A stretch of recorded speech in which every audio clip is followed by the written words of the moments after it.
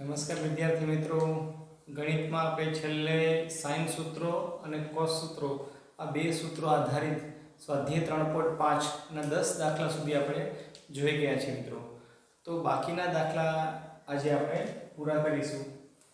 તો આગળ આપણે જોવા જઈએ સ્વાધ્યાય 3.5 એમાં 12 નંબરની રકમ કંઈક આવી છે b² - c² cot a plus c² minus d² into cot b plus a² - b² into cot c બરાબર 0.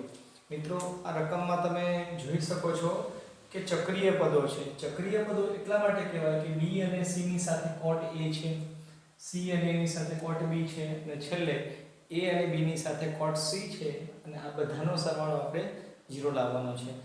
મિત્રો નો ડાઉટ કે સાબિત કરવા માટે આપણે LHS લઈને RHS 0 બતાવી શકીએ, પણ બધા પદનું સાદુરૂપ ભેગું આપવા કરતાં કોઈ એક પદનું આપણે સાદુરૂપ આપી દેશું. એક પદનો જવાબ કેવો આવે છે તો બીજા પદનો પણ લખી શકીએ, એ જ રીતે ત્રીજા પદનો પણ આપણે લખી શકીએ. તો સૌપ્રથમ મિત્રો એક જ પદનું આપણે સાદુરૂપ આપી દઈએ.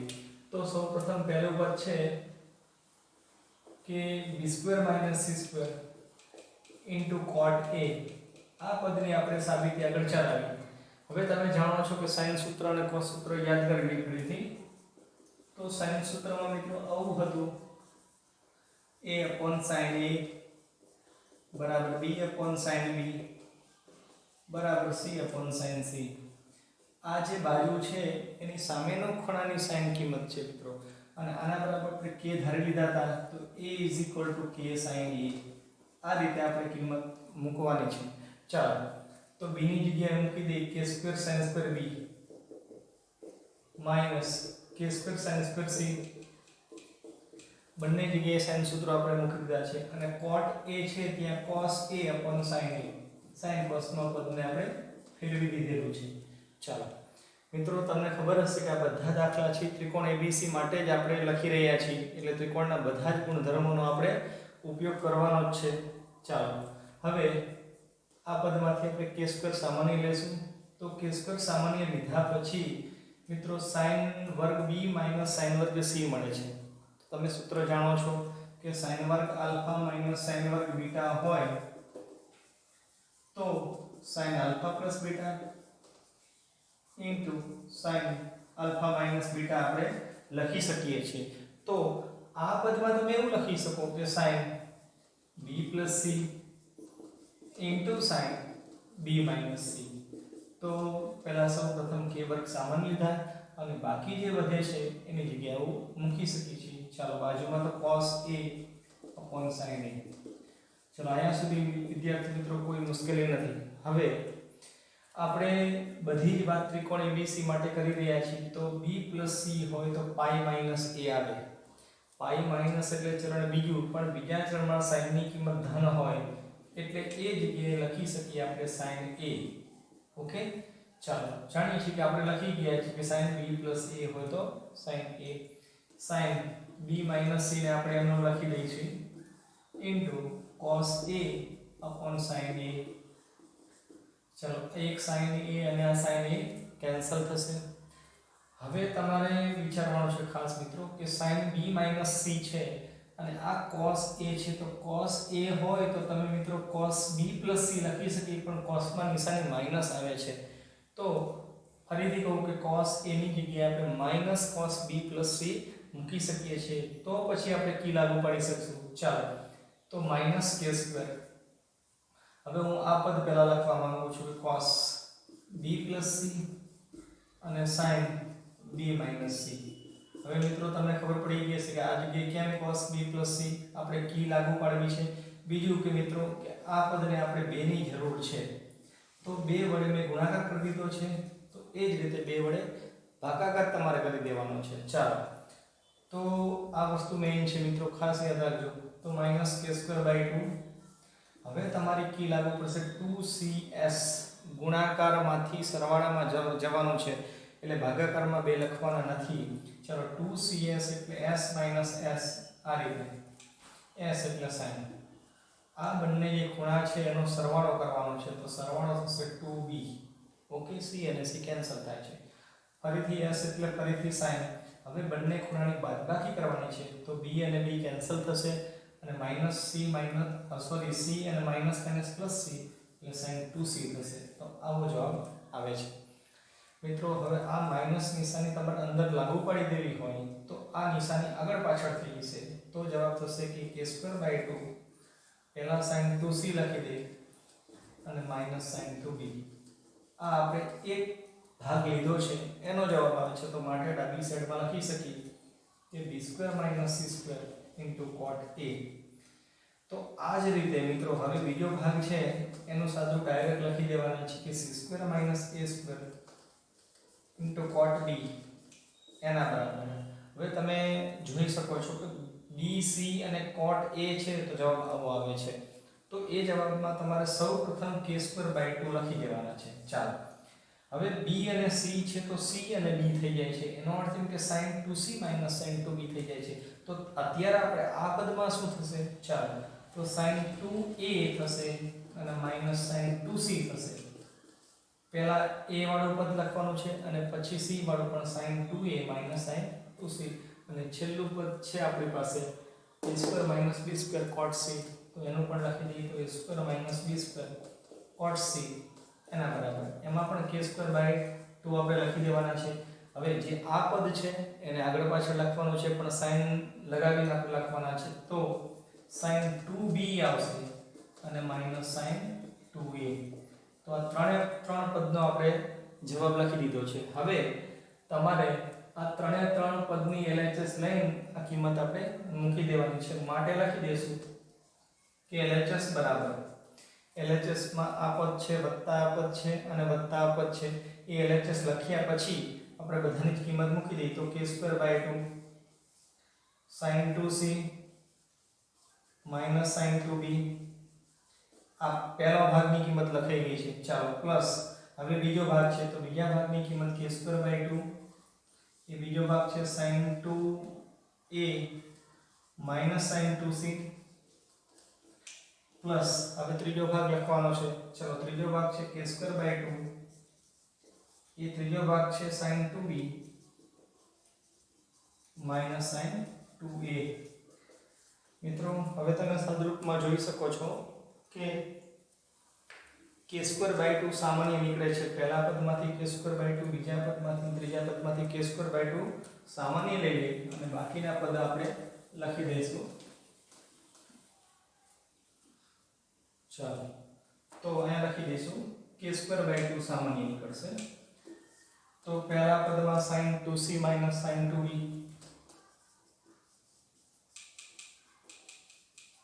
પછી બીજા પદમાં વધશે sin 2a - sin 2c અને છેલ્લા પદમાં વધશે sin 2b - sin 2a અને બ્રેકેટ ક્લોઝ કરી દેવાનો છે. હવે તમે જોઈ શકો છો કે k²/2 અને બ્રેકેટમાં શું વધે છે તો sin 2c પ્લસ છે sin 2c માઈનસ છે. એ જ રીતે sin 2b પણ કેન્સલ થઈ જાય છે અને sin 2a પણ કેન્સલ થાય છે. માટે બ્રેકેટની કિંમત 0 થશે. માટે બધી જ કિંમત 0 અને આ આપણી મિત્રો RHS છે. તો તમારે આવા કોઈ ચક્રીય દાખલા હોય ત્યારે કોઈ એક પદનું સાદુરૂપ આપી દેવાનું અને બાકીના પદને આ જ રીતે કરીને લખીને અને પછી LHS લઈ લેવાની છે અને જવાબ 0 આવી જાય છે. એ આપણી RHS છે. મિત્રો પરીક્ષામાં આવો દાખલો 4 માર્કમાં પૂછાતો હોય તો તમે ઈઝીલી આવી રીતે લખી શકો છો.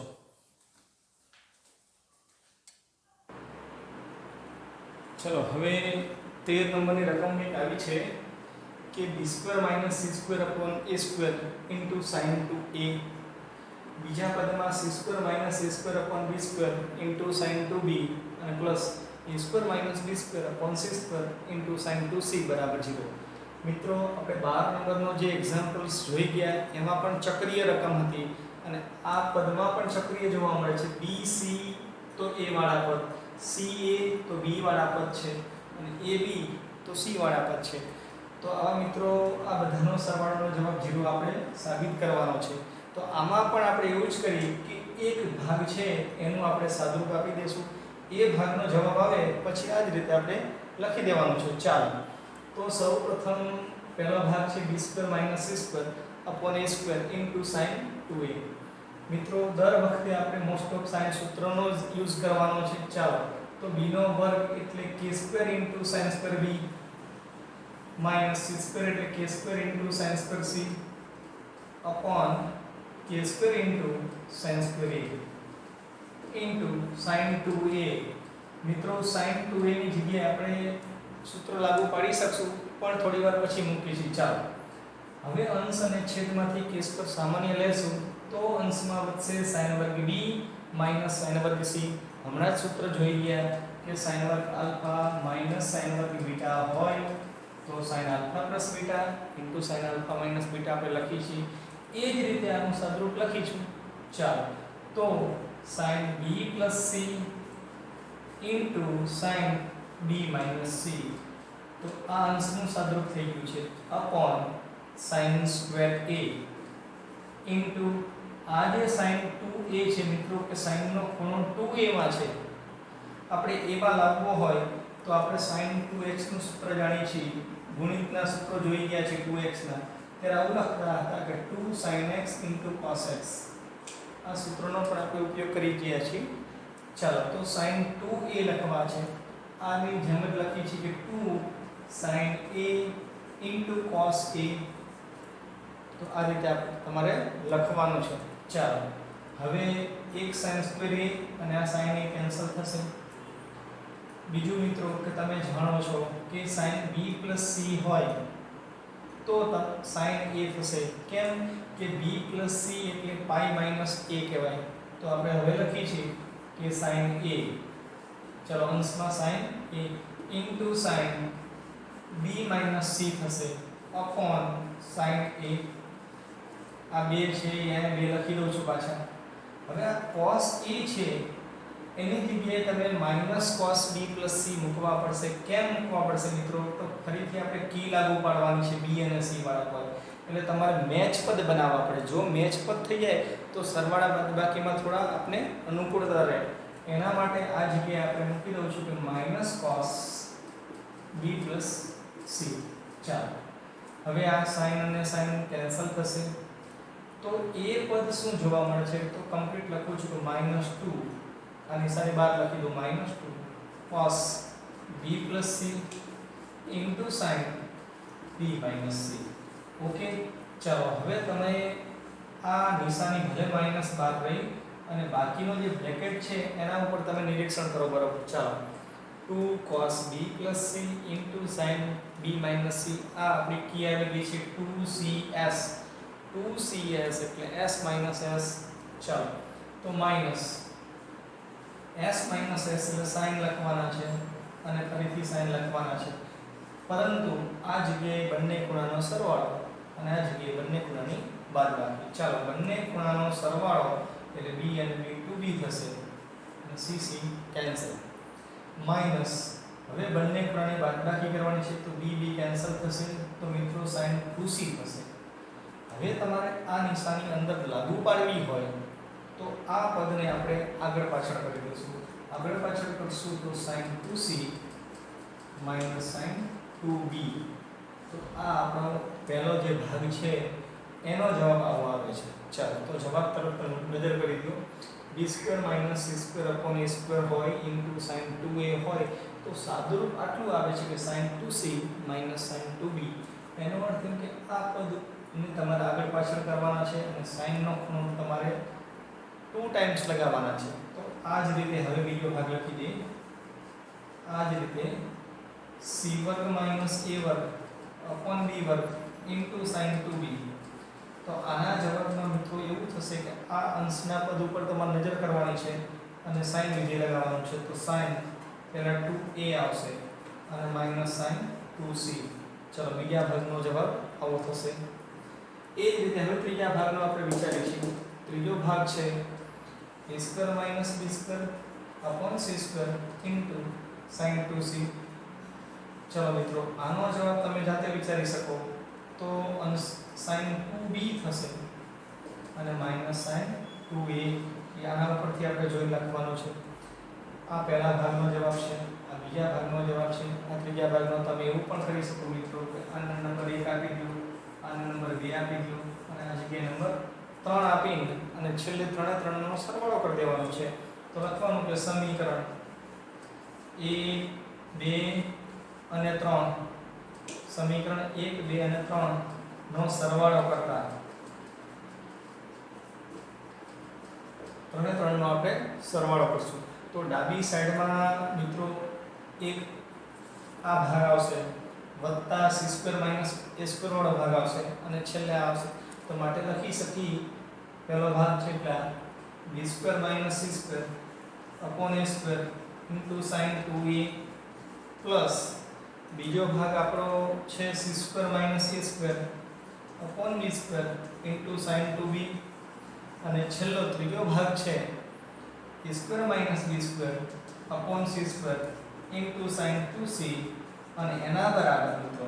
તો એના બરાબર પહેલો ભાગ છે sin 2c sin 2b કિંમત મૂકું છું. તો sin 2c sin 2b plus બીજા ભાગની કિંમત છે sin 2a sin 2c, ત્રીજા ભાગની કિંમત છે sin 2b sin 2a sin 2b sin 2a. તમે જોઈ શકો છો કે sin 2c અને sin 2c કેન્સલ થાય છે, sin 2b અને sin 2b પણ કેન્સલ થાય છે. એ જ રીતે બધા જ પદો કેન્સલ થાય છે માટે એનો જવાબ જે આવશે 0 અને 0 છે એ આપણે મિત્રો એની RHS છે. તો આ પણ દાખલો પરીક્ષામાં 4 માર્કમાં પૂછાતો હોય છે. તો મિત્રો તમારે આ રીતે તમારે સાબિતી આપવાની છે. હવે એના પછી બીજા 3 કૂટ પ્રશ્નો છે. એ કૂટ પ્રશ્નો હવે જોશું. હવે મિત્રો 14 નંબરનો કૂટ પ્રશ્ન છે. તો કૂટ પ્રશ્નની રકમ સૌપ્રથમ આપણે વાંચી લેશું, કેમ કે લખવી બોર્ડ ઉપર શક્ય નહીં બને મિત્રો, મોટી રકમ છે એટલે. ચાલો, તો એક ટેકરી પર એક શિરોલંબ દિશામાં એક વૃક્ષ ઊભું છે. ટેકરી ક્ષિતિજ સાથે 15 અંશનો ખૂણો બનાવે છે. ટેકરી પરના વૃક્ષના તળિયેથી 35 મીટર અંતરે આવેલા મેદાનના એક બિંદુએથી જોતા વૃક્ષની ટોચનો ઉચ્છેદ કોણ 60 અંશનો માલુમ પડે છે. તો વૃક્ષની ઊંચાઈ શોધો. મિત્રો આવી રકમ છે. હવે તમે રકમ પરથી તમે જોઈ શકો છો એક ટેકરીની વાત છે અને ટેકરી પર એક વૃક્ષ છે. તો આપણે આકૃતિ દોરવાની શરૂઆત કરીશું અને આકૃતિ પરથી જ આપણે આ એક્ઝામ્પલ્સ ગણવાનો છે. એટલે તમારે ખાસ આકૃતિની કાળજી લેવી પડશે. ચાલો, તો સૌપ્રથમ કોઈ આ ટેકરી છે. ચાલો, આ ટેકરીનું આટલું માપ દર્શાવી દો કે આ ટેકરી છે. ચાલો, ટેકરી પર વૃક્ષ આવેલું છે એટલે આ ટેકરીના ત્યાંથી આટલું વૃક્ષ વિચારે. ચાલો મિત્રો, આ રીતે આ વૃક્ષ છે.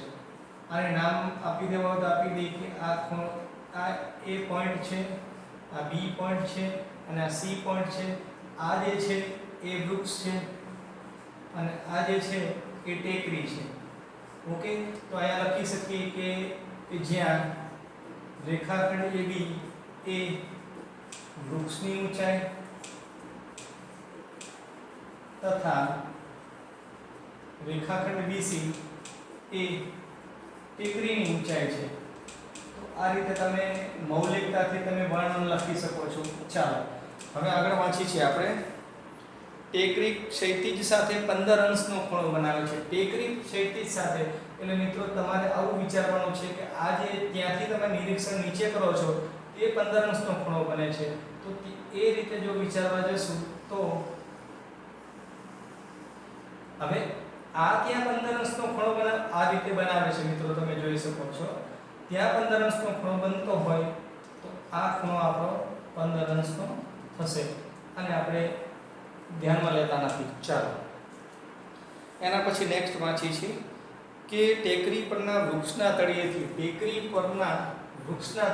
વૃક્ષનું તળિયું છે ત્યાંથી 35 મીટર અંતરે આવેલા, એટલે આ અંતર થયું 35 મીટર.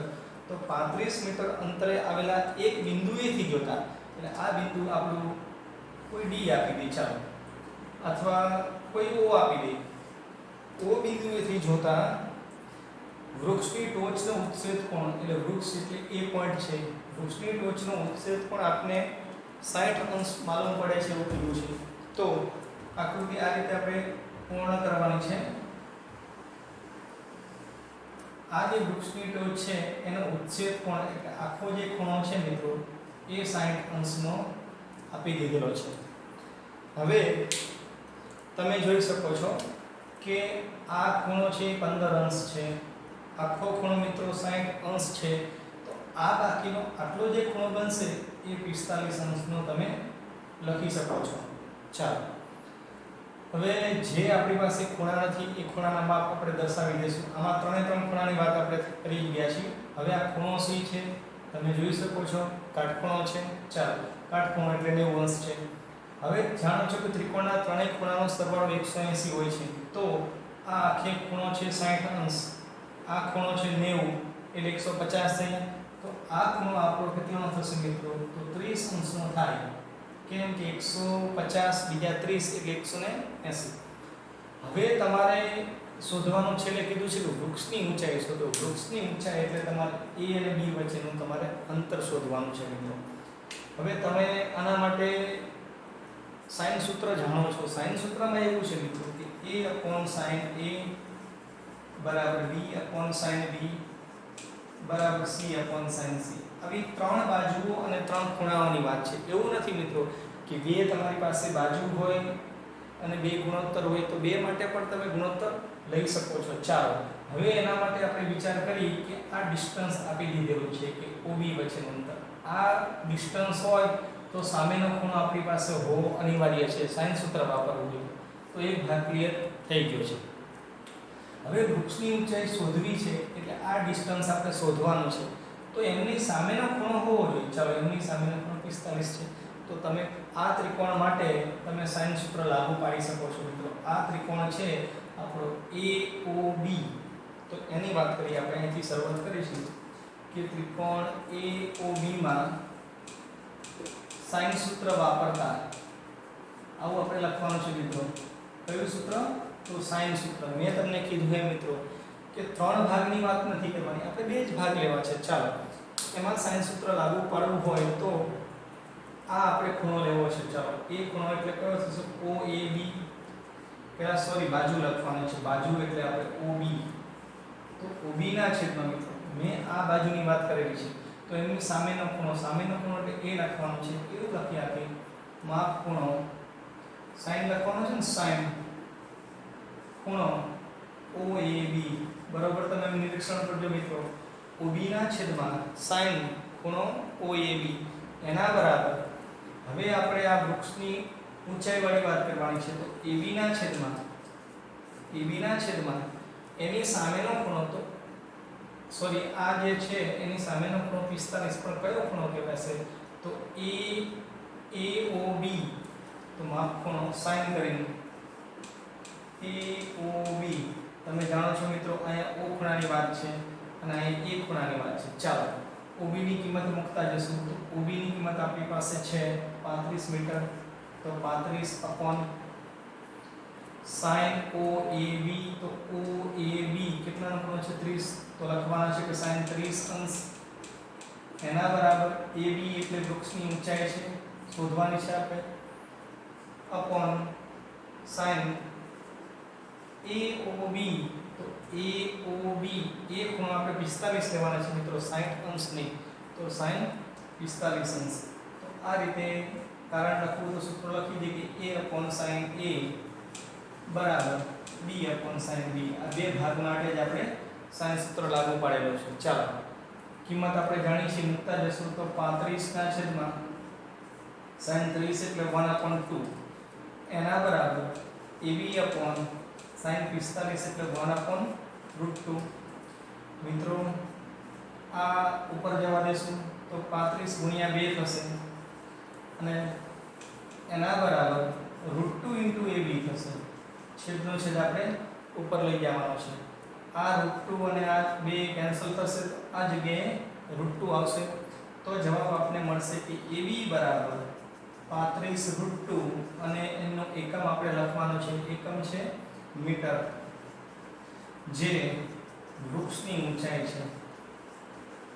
તો મિત્રો ધોરણ 10 માં તમારે કુટ પ્રશ્નો આવતા હતા, પણ એ કુટ પ્રશ્નો ત્રિકોણમિતીય બાજુઓના ગુણોત્તર આધારિત હતા.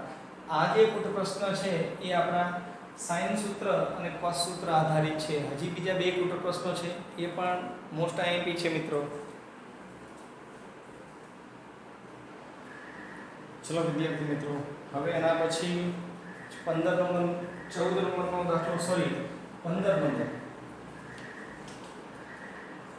15 નંબરનો આપણો જે કુટ પ્રશ્ન છે એની રકમ સૌ પ્રથમ વાંચીશું.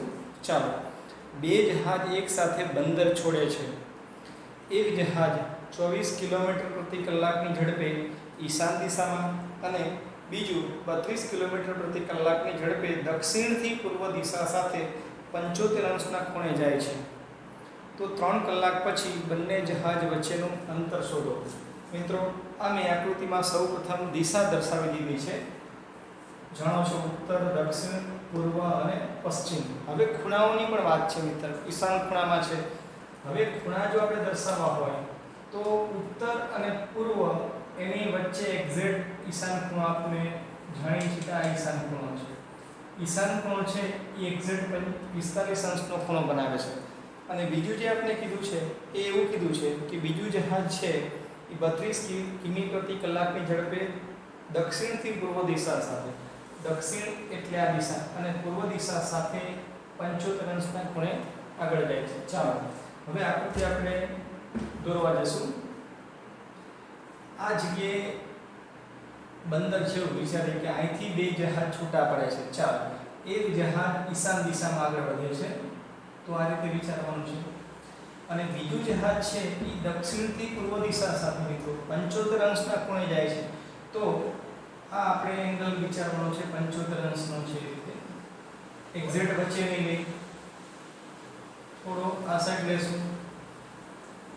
હવે આ જે ખૂણાની રચના થાય છે મિત્રો એ 75 અંશ છે. કેમ કે દક્ષિણથી પૂર્વ દિશા સાથેનો ખૂણો આપી દીધેલો છે.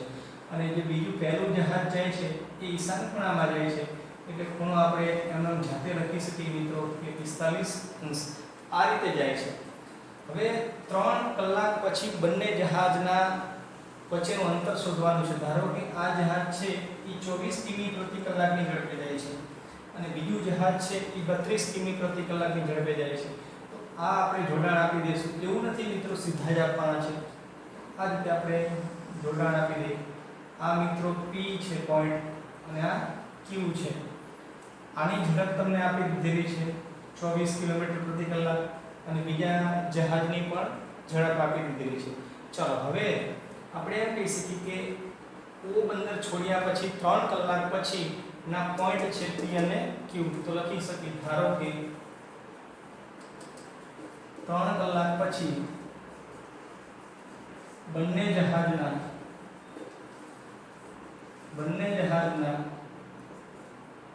અંતિમ સ્થાન P અને Q છે. આવું આપણે આકૃતિ મુજબથી લખી શકીએ છીએ. ચાલો હવે પ્રથમ જહાજ માટે આપણે વાત કરવું છે. તો પ્રથમ જહાજ માટે ઝડપ આપી દીધી છે. ઝડપ અને ઝડપ છે 24 કિમી પ્રતિ કલાકની. હવે ઝડપનું સૂત્ર તમે જાણો છો કે ઝડપ બરાબર અંતર ભાગ્યા સમય. તો એ સૂત્ર આધારિત આપણે કિંમત મૂકી દઈએ. તો અંતર અપોન સમય એના બરાબર થશે 24. મિત્રો સમય આપણે આપી દીધેલો છે કે 3 કલાક પછીની વાત છે. તો અંતર, હવે પ્રથમ જહાજની વાત કરી રહ્યા છીએ મિત્રો. પ્રથમ જહાજનું અંતર થશે આપણું OP. તો અંતર OP બરાબર સમય આપણી પાસે 3 અને આ મલ્ટીપ્લાય સામે જશે તો 3 * 24 તો થશે જવાબ થશે આપણો 72. આ જવાબ મળી ગયો છે. OP બરાબર 72 અને એનો એકમ થશે કિલોમીટર. તો આ પ્રથમ જહાજના ઝડપ પરથી તમે અંતર મેળવી લીધું આપણે 72 કિલોમીટર. હવે બીજા જહાજ માટે વાત કરીએ. હવે બીજા જહાજ માટે આપણે જોવું પડશે કે આ 75 અંશનો ખૂણો છે. આ ખૂણો આપણે વિચારવો હોય તો આપણે 15 અંશ લખી શકીએ મિત્રો. કેમ 15? 75 15 90. તો આ જે ખૂણો છે એ કાટખૂણો છે એટલે. ચલો બીજા જહાજ માટે વાત કરીએ કે બીજા જહાજ માટે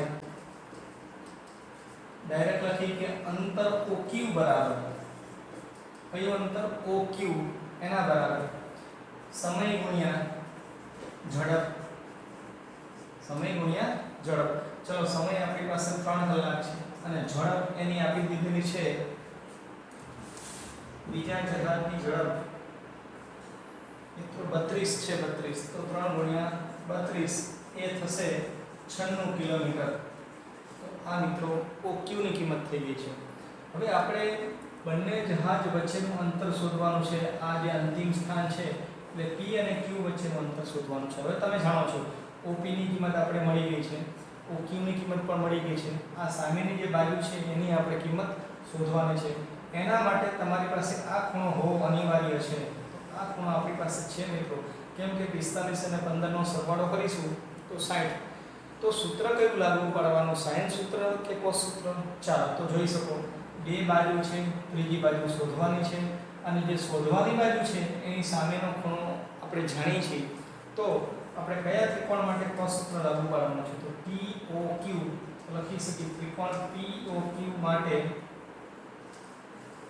માટે cos સૂત્ર વાપરતા